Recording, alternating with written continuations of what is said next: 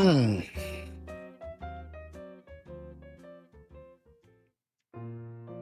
，OK，大家好，欢迎来到吉米的频道。今天我们来讲什么呢？我们来讲一只，这是手表还是电视？没错，这就是这几年Mido 非常红的这个 Multi-Ford TV Big Date。这只表很特别，它不是圆形，也不是方形。有些人会说它有点像鹦鹉螺，有些人会觉得它的一体式链带，似曾相识。但其实它活生生的是在致敬1970年代的电视机，方中带圆，圆中带方，边角圆滑，整个的 vibe 就是老电视的缩小版。所以你一戴在手上，仿佛在问人家要不要到我家一起看个电视。没有，开玩笑的，这个就只是一个怀旧电视手表而已。OK，这是他们设计师所设定的一个设计目标啦。那以我玩表这么多年的人来讲，我看到了是觉得，这个设计奇怪。1970年刚好是真达大师在疯狂做手表设计的那个年代，但是你们却说你们的设计来源 ，OK， 是来自于 television， 真的吗？你认真吗？我仔细看了一下表带、表扣，然后到表的整个布局，OK， 你要这样子讲，那就是这样吧。反正你上面写的是 MIDO 美度嘛，不是200多万的 Nautilus，OK，所以我觉得我也可以接受。OK，欢迎来到那时候的频道，我是设计师吉米。那老规矩，新朋友来的话，拜托帮我按赞、订阅、追踪、开小铃铛。还有就是，如果广告跳出来，麻烦各位帮吉米多看10秒钟。你们一个简单的小动作，对我跟小编来讲都是非常大的鼓励。吉米在这边跟你们说声谢谢。我喝个饮料。OK，回到这只表，我第一次看到它的时候，其实就跑出一个问号，就是它真的是在做电视形状吗？还是想要致敬却不想承认？OK，那当然啦，现代人都拿平板看剧、手机看影片，谁还会真的碰到 CRT 的电视、映像管的电视？没有了吧？就算有，应该也是在阿宙家里面，可能拿来堆灰尘，或放在某个角落里面，早就不能用了。那偏偏美度把这个造型挖出来，在50年后重新丢回市场上，然后并且放上了大日期。那我觉得这个大日期在这种设计的背后也有它一定的故事。那今天这支影片，我们就从1970年代所诞生，一路聊到2023年的正式复刻回归，来看这一支电视机表为什么能在2025年继续被讨论、继续延烧。它现在是目前整个美度表的当家花旦。那我会跟大家聊一聊这只表你适不适合买，还有我自己又怎么去看它。OK， 那我们就开始吧。时间我们先回到1973年，当时世界正在疯所谓的未来感，汽车开始从这个出现方方角角，开始出现很有棱有角的这种设计。那建筑开始追求粗犷主义、混凝土的这种粗犷感。那客厅里面都会有这种大台的 Sony 的电视、Panasonic 电视。那个电视就像是大家追求生活的一个核心。那美度在这个时候出了第一代的 TV 形状的电视。OK，Multi-Ford 系列里面这个方中带圆的壳形瞬间就变成时代符号。在后来1980年跟2000年，他们都各自复刻了一次，但是都没有像1973年当年那么的轰动。OK， 我们快转回2023年，正好是这个壳形推出了50周年，所以美度再一次决定把电视机这个设计推出，重新再复刻一遍。这就像是一部六人行，我们希望它在20年后能够重新再翻拍，但是能不能拍出当年那个味道，我不知道。不过这一次美度很明显的，哇，这不就是以前的那台老电视吗？情怀爆棚，很成功，而且已经2-3年的时间了，它的热度没有衰退，反而还不断的在变高。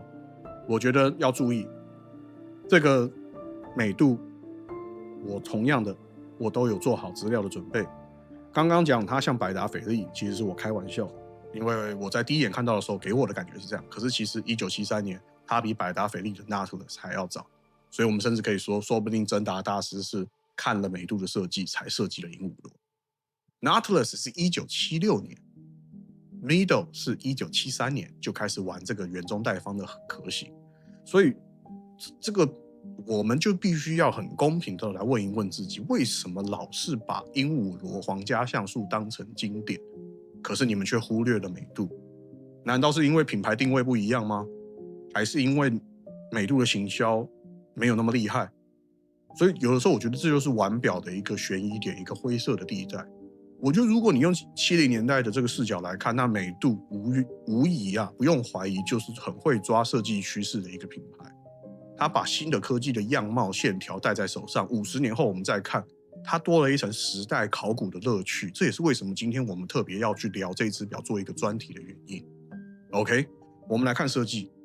这只表是40mm，厚度是11.5，三件式的不锈钢壳，那表面交替着抛光跟拉丝，给人一种豪华运动表的感觉。那重点是这个 TV case， 也就是方中带圆的这个外形，它不像 Cartier 那样子的方壳的文雅，也不像是这个 JLC Reversal 那么的正式，它多了更多是一点怀旧感，一点点的粗犷。你戴上它，视觉上会比圆的感觉更大，因为方表的视觉会在4个角去做延伸，而表盘我觉得是它最有细节的地方，水平的拉丝，然后有渐层从中央一路到边缘的黑化，这就很像是以前老电视荧幕那种静电的那种影像，从中间最亮一路到旁边开始有点像光衰弱的那种感觉。那超大的日期窗放在12点钟，两片的数字会顺跳，所以你可以清楚远远都可以看得到日期。那时标也有它的巧思，4个刻度是梯形，其余是圆点，这个呼应 Multifold 的历史的传统。12点钟还有一个小凹点，很多人以为它是夜光，其实不是，是美度在1970年代的设计语汇里面的彩蛋，它只是在提醒你这一边是上面是正面。OK， 那它的版本也很丰富，有蓝绿灰，然后有黑色的 PVD， 然后还有加上了橘色，就是美度经典的橘色的运动版。它也有 PVD 的玫瑰金，你可以用很漂亮的价格去拥有一只漂亮的玫瑰金的金表。那我觉得最疯狂的就是它把电视的这个图卡测试图卡印在面盘上，那这一只表很特别，全世界只有999只，所以基本上你戴在手上就像是戴着宕机的电视一样，很酷，我觉得非常的酷。那当然之前海鸥有出一只类似这种概念的表，但是我觉得那个的味道都远远不及美度来做这个电视的这个测试图卡面盘来的要更原汁原味。所以这些元素加起来也让这个 Multifold TV Big Date 变成了一个辨识度非常爆表的作品，你绝对不会去搞错它。OK， 那再来我们来讲硬派的技术，就是美度的 Caliber 80，就是用了 ETA C07.651系。那它并不是为了行销塞一堆名词的机型，而是把最需要的3件事情给做好：长效的动力储能、抗磁以及稳定性。OK， 那你听到它的正频每小时只有21600，你会不会觉得不够高级？答案是，如果你把正频当成高质感的指标，那我觉得这个就是很多老一辈人的这个迷思了。那照这样讲的话，那高正频只有真力时的表可以买咯，那只有4130的 Daytona 可以买咯，新的 Daytona 那能买吗？所以我就说不一定是绝对是这样子的讨论方向。3Hz 它其实整个发条盒的设计跟齿轮的耗损，它可以更平衡，也可以提供更好的功能曲线。那摆幅的稳定调教的策略，这个其实在很多品牌都是很常见的。OK， 再来回到它这个 Caliber 80，它是靠长发条盒加上低正频来优化齿轮跟擒重的效率。换句话说，周5放在桌上，周1带着继续走，不用对时，生活非常有感的规格。Navicrom 的游丝钛基合金，然后抗磁，对于手表、对于手机、笔电、电脑、耳机盒这些有磁性的东西是绝对友善，也不用害怕。那它也抗温差、抗震，当然你不会看得到，但是你会感受到，就是这个表好像没有被磁化。其实我觉得大家可以去买一个那个去磁的机器啦，虾皮上面都有卖，那个手表去磁机一条才400-500块而已。你们如果有的时候真的就是很 picky， 觉得说我好像每天都在很多3C 的世界里面带着机械表，那你每天回家去除磁化一下，好像也不错。OK， 这个是我觉得值得投资的东西。那第二个就是，我觉得这个问题就是我会问的，就是大日期模组会不会很脆弱？因为它是采用双日期盘的顺跳，那放在12点钟的这个视窗，我觉得它的优势很直白，就是非常好读，辨识度非常的清楚。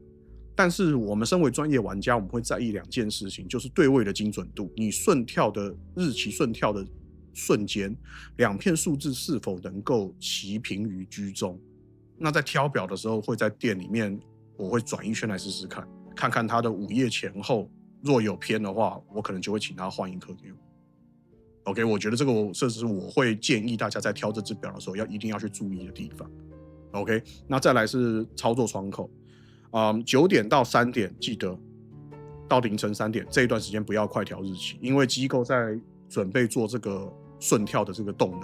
如果你去粗暴的调整的话，有可能会让齿轮撞断，会撞齿，这个对手表非常非常不友善。所以记得晚上9点到凌晨3点不要去快调日期。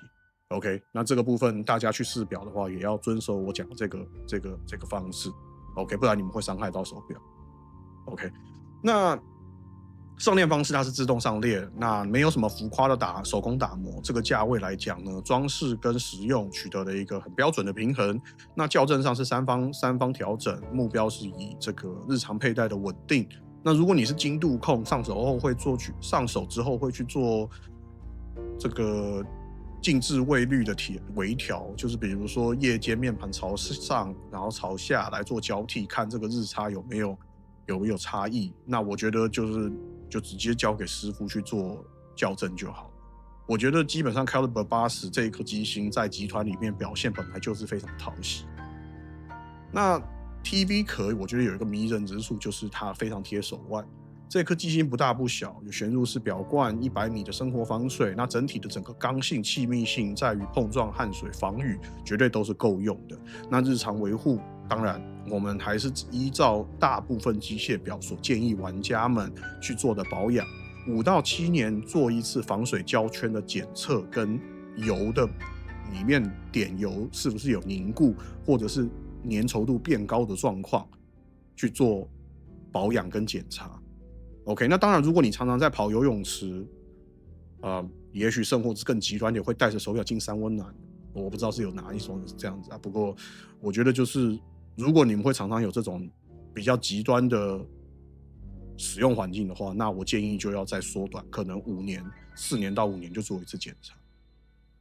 OK， 我觉得以往啊，大日期都是德国表的这个美学专利。那如今美度把它很漂亮的放到了平价手表上面，我觉得一定的角度上来讲，它释放了这个美学被局限的地区性。那你可以观察，在午夜前后的那一刻，有一个非常爽的一个啪，它就跳过去。我觉得这种爽感绝对不是一般大三针能够比拟的。OK， 那再来我们讨论市场，这个东西见仁见智啊，我用定价直接跟大家讲。OK， 就是钢链带的话是1140欧，橡胶带少30欧是1110欧。那黑色的 PVD， 那再加上他们家经典的橘色是1350欧。OK， 那电视机的那个版本，那个现在买不到了，但是我还是报一下价格是1550欧。那玫瑰金的版本，我刚好有去柜上看过，我记得是多少啊？好像是3万9还是4万。反正价格就是4万出啦，价格应该会跟实际的汇率、通路活动影响有差啦。百货公司有的时候会有活动刷卡礼，所以其实扣应该就是3万多块钱。那你们去想，3万多块钱可以买一只这个玫瑰金很漂亮的手表，我觉得其实还蛮好看的。就是它整个，我觉得这里面我最喜欢的其实是玫瑰金，因为它的那个玫瑰金做的很饱和，而且它的壳型做的很典雅，搭配上这个大的这个日期。我觉得视觉上来讲非常非常的舒服。 OK，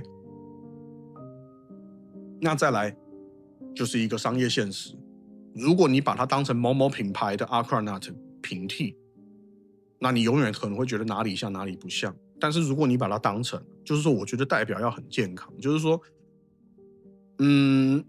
我们知道皇家橡树很好，我们知道工程师很好，我们知道鹦鹉螺很好，但是有的时候大家都知道很好的东西，我们不一定要掏钱去花它。去买它，不见得买不起啊，但是不见得一定要买，对吧？那比如说我的钱我可以拿去做更好的投资，我为什么一定要放在手表上面？这是每个人个人的喜好跟选择。所以当你在看这一只表的时候，我觉得一定要把百达翡丽的那一些设计语汇先抛开，你把它当成是1970年代的日常物件带到你的手腕上面，那你说这样子是不是就很棒，对吧？那再来就是我们讲到就是这个表通路后勤的部分，我可以很明确的告诉你 ，Swatch Group 这个巨大的后盾，供应链、零件取得、服务的覆盖广度、服务员都非常的友善，对于真正要买表来戴的人是非常重要的。你不需要为了一颗小零件等好几个月 ，OK？ 那基本上它必须要老实说。当然，这个表就是说，你如果是想什么保值投资，那千万不要买手表 ，OK？因为我觉得它更像是风格资产，你戴它不是为了去抄一个什么财富捷径，而是在日常里可以跟人家讨论，你这个表是什么表？你可以多一个话题嘛。我觉得戴表其实很多时候是多一个话题 ，OK？ 那有些人也许会说，你这个好像百达翡丽的阿宽拿手榴弹，像手雷，可是你可以直接跟他讲啊，这个表1973年就推出了，鹦鹉螺是1976年，请问一下是我像他还是他像，对吧 ？OK， 我觉得这个都是我希望可以去传递，就是大家不要因为品牌因人设事的去觉得一定要什么品牌、什么样的档次才能够去讲什么话、做什么事情。我觉得表是一个很单纯、很美好的东西。OK， 你因为喜欢而选择它，而不是因为它高贵而它看起来比较屌去选它。那今天要比屌的人太多了。那伊隆马斯克没事就可以上月亮去喝下午茶，那你能比吗？所以我就说这种东西不用比，因为永远也比不完。OK， 再来我必须老实说，这只表也不是人人都适合，它比较挑表，因为它这种表比较挑场合。OK， 因为怎么讲呢？有些人适合仿表，有些人其实不适合，因为毕竟再怎么说，大家主流在视觉上已经习惯了圆形的表壳，所以今天仿表，我吉米还是建议大家实际上去专柜去试戴。OK， 那这个表它算是潮流还是经典？我觉得它把经典的东西做得有潮流的味道，这样子讲可以，就是说。基本上它跨了设计圈，它也跨了收藏圈，它两个位置都有踩到，有设计，有复古 ，OK， 有70年代的氛围，但是又有现代的设计语言。我觉得它就像是看着就能闻到70年代的家具的风味，但是你戴上它看时间，又是带着当下的这个时代 ，OK。我觉得，所以说你们不希望就是下午茶喝咖啡，大家一抬手，全部通常都是水鬼，全部都是 Tudor 或者是 Omega。我觉得戴这只表一定会有人问，这只表是什么？好漂亮，因为这只表确实是很漂亮，然后又有大日期，它整个价值会最大化。我觉得话题也会很好，我觉得也是一个不一定要直接直上牢的一个很好的选择。OK。所以，如果你只是想一直戴得住、偶尔被注意到又优雅的运动表，那100米旋入式表冠，基本上80小时动力储存，我觉得超实用，而且你也不用每天对时。好吧，总结一下 ，Mido 的 Multi-Fort TV Big Date 是一只很特立独行的表，它没有抄任何人的设计语汇，它很老实，它就是把老电视壳搬到的2023的一个怀旧的设计。那加上了超大的日期窗，还有最新的80小时动力储存，重点是合理的价格，打造出的一个很好的一个选择。它不完美，它的链带没有微调，那它的造型很两极。有些人说它像百达翡丽的那个潜水表，那但是因为有这些争议，我觉得让它更有话题。